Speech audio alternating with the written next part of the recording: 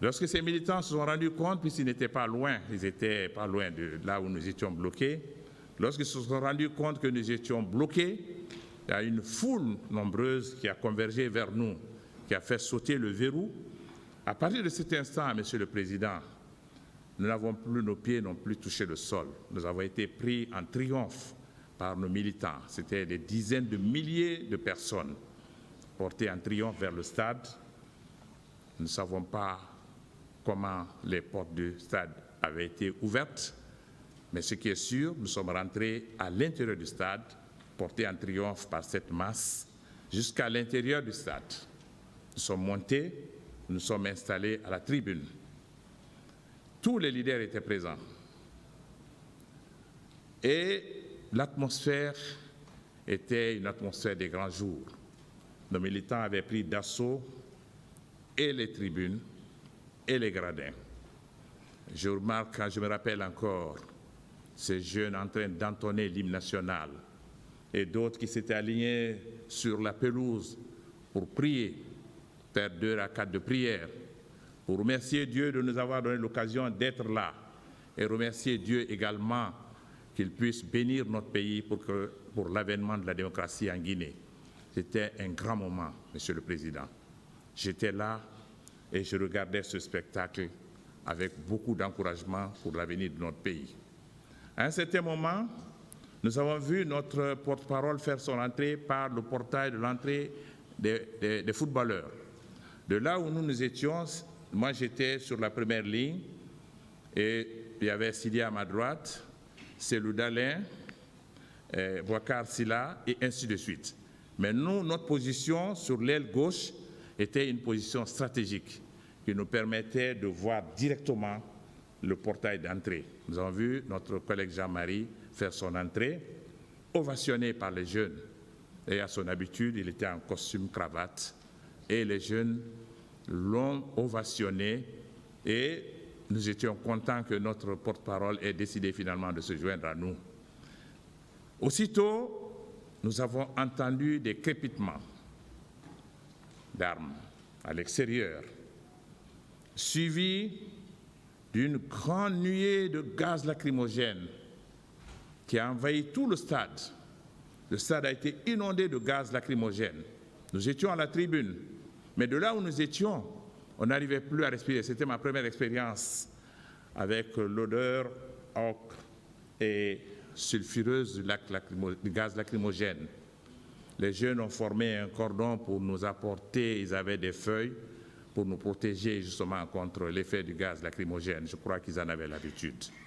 Et donc, c'est en ce moment que la panique a gagné tout le stade.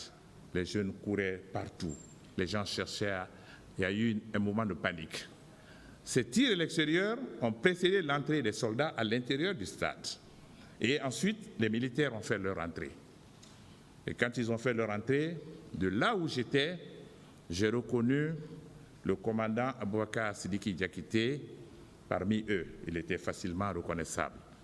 Je n'avais pas de relation personnelle avec lui, je ne l'avais jamais approché, mais tous les Guinéens le connaissaient parce qu'on le voyait toujours avec son regard sévère derrière le président du CNDD. Je l'ai reconnu, les militaires sont rentrés, les militaires ont commencé à tirer sur la foule qui était en débandade. Vous ne pouvez pas vous imaginer, Monsieur le Président, une foule dans un endroit fermé, un enclos fermé, les portails tenus par les militaires, avec les murs hauts, des femmes, puisqu'il y avait beaucoup de femmes ce jour-là, tous les militants, toutes les militantes des différents partis, tous les partis de Guinée étaient dans ce stade. La panique a gagné le monde. Les gens couraient partout, ils escaladaient les murs, ils tombaient. Et j'ai vu des jeunes tomber sur la pelouse quand les militaires tiraient sur eux. Sidia m'a demandé, il m'a dit, mais écoute, tu as vu, ils sont en train de tuer les jeunes. J'ai dit oui, effectivement, ils sont en train de tuer les jeunes. Je n'avais jamais imaginé que cela pouvait se produire dans mon pays. C'est en ce moment que nous avons vu le commandant Toumba monter les escaliers vers nous. Il est monté, arrivé à notre niveau. Il a dit, où sont les leaders? Nous étions déjà debout. Il y avait Joe Sidibé, le premier, moi-même, suivi de Sidia, Cellou Dalein, Boubacar Silla, et ainsi de suite. Et dès que nous sommes levés, les militaires qui étaient derrière lui, que je reconnais comme étant le groupe de Marcel, je vous en parlerai tout au long de mon exposé. Ce groupe-là s'est emparé de nous. Nous avons reçu les premiers coups. Sidi a reçu un violent coup de gourdin ou de crosse de fusil sur sa tête. Le sang a jailli. Ensuite, j'ai reçu un violent coup. Je suis tombé sur les gradins, sur le coude droit qui s'est déchiré. Le sang, la douleur, je l'ai ressenti vivement. C'est ainsi que nous sommes descendus, tous les leaders qui étaient à la tribune. D'autres sont partis de la partie droite. Nous, on est descendus sur l'escalier de la partie gauche, toujours poursuivis par ces assaillants, jusque sur la pelouse. Arrivé sur la pelouse, j'ai vu notre collègue Cellou Dalein entre leurs mains. Il y avait au moins 5, 6 ou 7 militaires, ils étaient nombreux, tentant de l'étrangler, littéralement, le rouant de coups. Je l'ai vu entre leurs mains. Et pendant que nous étions arrêtés, j'ai vu Marcel asséner un violent coup sur la tête de Sidya Touré. Et puis, ce sera mon tour. Un violent coup de matraque sur ma tête, je suis tombé, Monsieur le Président. Je me suis relevé tout de suite. J'avais senti un grand coup. Je me suis accroché à la ceinture de mon jeune et infortuné collègue du jour, Mokhtar Diallo. Je me suis accroché à sa ceinture. Mais comme mon aide de camp, mon garde-corps, un civil qui était avec moi et qui était habillé comme les autres policiers, il portait un t-shirt noir, ayant vu ce coup violent sur ma tête, à partir de cet instant, celui-ci m'a couvert de son corps. Et moi, accroché à Mokhtar, Sidya devant, Mokhtar était déjà blessé à la tête, Sidya blessé à la tête, moi au coude. C'est en ce moment que Toumba nous a dit, il a essayé de dégager les militaires. Il ne pouvait pas. Difficilement, il nous a extraits et il nous a demandé de le suivre. C'est ainsi que nous sommes sortis du stade, de l'intérieur du terrain de football, et nous l'avons suivi, mais nos assaillants nous poursuivaient toujours. Arrivé au niveau du palais des sports, on a vu les militaires en train de déshabiller des femmes, en train de battre des femmes. Nous avons vu une femme presque déshabillée qu'ils tiraient vers le palais des sports.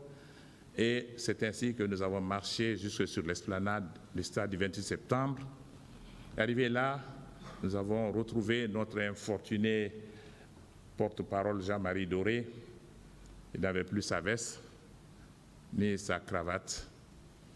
Il était battu à sang et j'ai eu le cœur meurtri pour voir exactement ce qui était arrivé à ce vieil homme. Il est venu vers nous. C'est en ce moment que Toumba nous a embarqués dans son véhicule. Je suppose que c'est son véhicule, parce qu'après, c'est dans ce véhicule-là qu'il va nous transporter. Nous avons été tous embarqués dans ce véhicule, Sidya Touré, Mokhtar Diallo, Jean-Marie Doré et moi-même. Lorsqu'il nous a embarqués dans son véhicule, ça devait être une Jeep, et il est reparti en courant vers le stade. Il nous a laissés dans le véhicule qui était garé juste en bordure de la route. Et chaque fois que je passe en cet endroit, même ce matin, je dis toujours à mon chauffeur, c'est ici que Toumba nous a embarqués. Il est parti à l'intérieur du stade en courant. Pendant ce temps, Marcel et ses soldats tournaient autour du véhicule. Ils proféraient des menaces. Et à ce moment, il a donné un violent coup de matraque dans le visage de Sidya Touré. J'ai ressenti ce coup parce qu'il était violent. C'était dans plein visage. Sidya lui a dit, mais qu'est-ce que moi je t'ai fait? Et Marcel a répondu, vous n'allez jamais gouverner ce pays, on va vous tuer tous. Et il menaçait. Nous étions pris de frayeur parce qu'on n'avait personne pour nous protéger. C'est en ce moment qu'on a vu Toumba revenir en courant toujours. Il est revenu, il s'est mis au volant, il a démarré. Plutôt que de prendre la route du camp, parce que pour nous, Toumba est venu, ils sont venus pour nous arrêter, il a fait le demi-tour et il a pris la route de Donka. Il allait à une très grande vitesse, je dirais à tombeau ouvert, on est allé jusqu'au niveau du pont du 8 novembre. Arrivé à ce niveau, il a tourné à droite. J'ai pensé à cet instant-là qu'il nous amenait au quartier général du CMS, la police. et il est allé finalement, il a garé devant la clinique Ambroise Paré. Devant la clinique Ambroise Paré, nous sommes descendus. Et lorsque nous sommes descendus, on a vu les médecins et les infirmières qui sont sortis pour nous accueillir. Et c'est en ce moment encore qu'on a vu Marcel surgir. Le commandant Thieboro était présent sur les lieux. Alors il y a eu une altercation entre Marcel et Toumba. C'est là où nous avons su que celui qui nous battait à l'intérieur du stade s'appelait Marcel, parce que Toumba l'appelait par son nom. Ils ont eu une longue discussion. Après, Toumba l'a tiré vers un côté. Il parlait tout à Marcel, mais non, on va faire ça. Il dit non, il faut. Marcel tenait à ce qu'on nous amène au cas Alfaya et Toumba tenait à ce qu'on nous soigne à la clinique. Ils sont allés de l'autre côté de la route. Toumba n'a pas réussi à le contenir. Il est venu vers nous. Le commandant Thieboro a essayé timidement aussi d'intervenir auprès de Marcel. Ça n'a pas marché. Et c'est ensuite que Marcel a sorti une grenade pour dire que si on nous recevait dans ce dispositif hospitalier, il allait faire exploser la clinique. Les infirmières et les médecins qui étaient là ont tous fui, sont rentrés tout de suite en courant dans la clinique. Nous-mêmes, nous étions pris de frayeur. Toumba ayant compris qu'il n'avait pas la possibilité de nous faire admettre dans cette clinique, Toumba nous a réembarqués dans son véhicule et toujours à la même allure, je dis vraiment à une grande allure, c'est pour ça que j'ai utilisé le terme à tombeau ouvert. Il est revenu jusqu'au pont du 8 novembre et cette fois-ci, il a pris la direction de la ville. Il nous a conduits jusqu'au niveau de l'état-major de la gendarmerie et c'est là où il nous a déposés. Et lorsque nous sommes descendus, nous étions tous blessés. On a été reçus, on nous a fait asseoir sur des bancs. Nous sommes restés là-bas pendant un bon moment. Et c'est à la suite de ça que le général Ibrahima Baldé, le chef d'état-major de l'armée, de la gendarmerie, est arrivé. Il est passé à côté de nous, il nous a regardé, il est passé. Et Jean-Marie qui l'a interpellé. Il dit, mon général, vous avez vu dans quel état vous avez mis ces personnalités? Ça, c'est deux anciens premiers ministres que vous avez traités comme ça. Le général Ibrahima Baldé nous a dit, non, je vous ai écouté au stade. On vous a écouté. Je me suis levé, j'ai dit non. Qu'est-ce que nous avons dit? Nous avons dit que nous étions opposés à la candidature des membres du CNDD et de son président. C'est tout ce que nous avons dit. Jean-Marie dit, mais calme-toi, tu sais, regarde comment nous sommes, dans quel état nous sommes.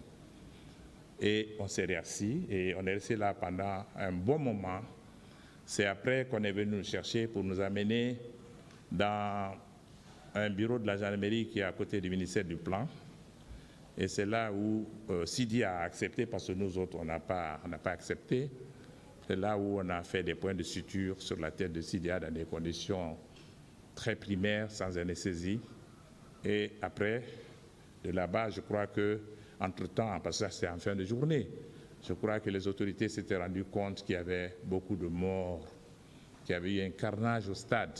Je suppose, c'est en ce moment-là qu'on nous a pris, on nous a amenés à la clinique Pasteur. Nous avons été admis à la clinique Pasteur. Nous avons tous été admis dans une grande salle. On nous a donné des lits, Jean-Marie, Mokhtar, Sidia Touré et moi-même. C'est dans la soirée qu'on nous a ramené notre collègue Selou Dalin sur une civière. Mais quand il est arrivé, il n'a pas pu se lever puisqu'il avait les côtes cassées. Ils l'ont glissé sur le lit à côté de moi. Il avait un lit à côté de moi. C'est là où Selou a été admis.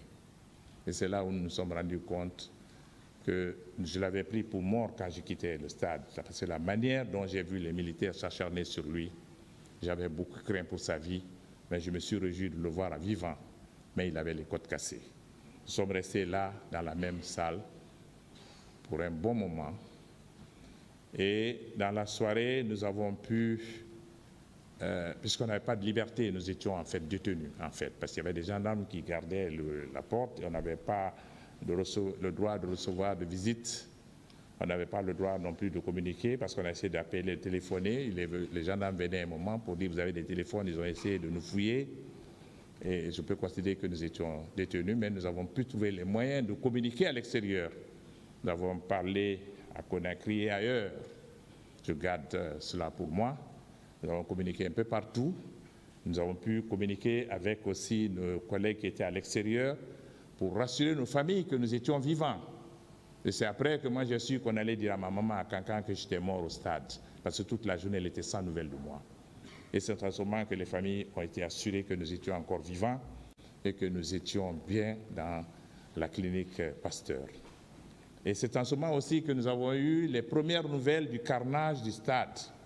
On nous a parlé des morts, des dizaines de morts, on nous a même dit des centaines. Dans la soirée, on nous a informé qu'on est allé ramasser des corps pour les amener. Et vers minuit, dans la même journée, la soirée, nous avons reçu vers, je crois, il devait être 23 heures, une délégation conduite par le Premier ministre Cabinet Komara.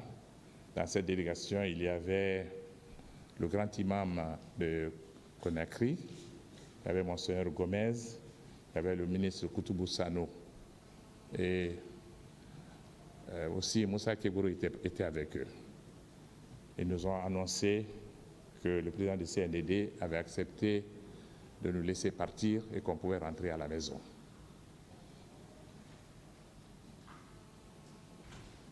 Jean-Marie Doré et celui d'Alain qui n'était pas très à point ont préféré rester à la clinique. Sidia, Mouktar et moi, nous avons décidé de partir.